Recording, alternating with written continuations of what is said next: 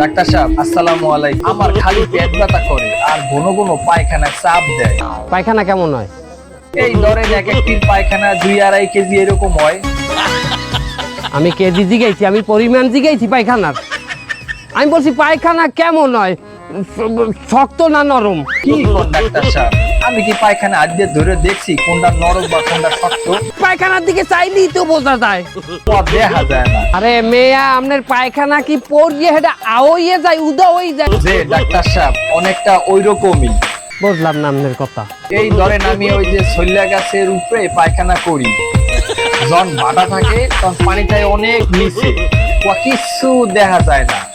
আর যখন জোয়ার আয় তখন পায়খানা করলে জোয়ারের স্রোতে টাইনা লইয়া যায়, তা আমি কিছু দেখতে পাই না। ভয় নামনে, আমি পায়খানা বন্ধের ট্যাবলেট দিতে আছি।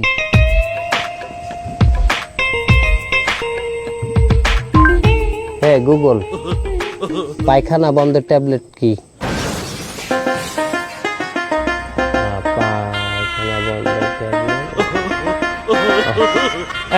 এই শোনেন, আইলান এই ওষুধটা খাইবেন। ডাক্তার সাহেব এটা কি ওষুধ দিলেন? তাই কি আমি পায়খানার আগে খাবো না পায়খানার পরে খাবো? পায়খানার মধ্যে বই খাইয়েন। পায়খানার মাঝে খামু? ডাক্তার সাহেব পায়খানার মাঝে কেমনে আমি ওষুধ খাবো? এটা কোনো কথা কইলে? পায়খানার আগে পরে কেউ ওষুধ খায়? ওষুধ খায় খাওয়ার আগে পরে, খাওয়ার আগে খাইবেন। আচ্ছা ঠিক আছে ডাক্তার সাহেব, আসসালামু আলাইকুম। নেক্সট। সান্দা ভাই, আপনি তো কানাডা যাইতেছেন, তো আপনি এই যে কানাডা যাইতে ধরেন আপনার 20-22 ঘন্টার মতো সময় লাগবে।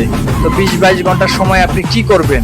আর কানাডা যে আপনার নেক্সট প্ল্যান কি, যদি একটু দর্শকদের একটু জানাইতেন যে আপনি 20-22 ঘন্টা প্লেনের ভিতর কি করবেন, কারণ আপনার তো সময়ের অনেক দাম আছে। এই সময়ের মধ্যে আপনি কি নতুন কোনো প্ল্যান কাজে লাগাইতেছেন কিনা যদি একটু বলতেন আমাদের। কানাডায় যাইতে আছি, কানাডা যাইতে প্লেনে সময় লাগবে 20 ঘন্টা।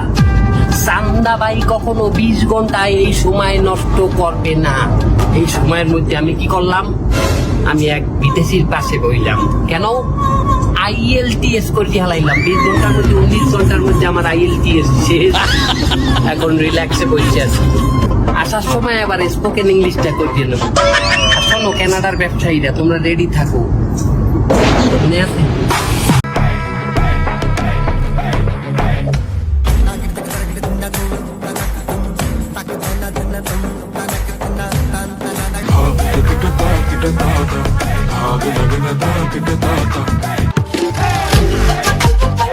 আরে সান্দা ভাই, আপনি কানাডাতে?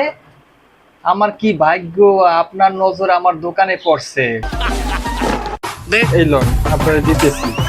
বেড়া তো ওই ডলার মলার আমার লাগবে না বেড়া, আমার তুই অন্য জিনিস দিবি। কি দিবে ভাই আপনারে? ভাই তুই আমার ভিসা দিবি, 5টা ভিসা দিবি। আমার লোকজন দেশে কষ্ট করতেছে, তুই 5টা ভিসা দে। আপনি ভুল বুঝতেছেন। আমি চাইলেই বাংলাদেশ থেকে লোক আমি আনতে পারবো না, আর আমি ইনভাইটেশনও দিতে পারবো না।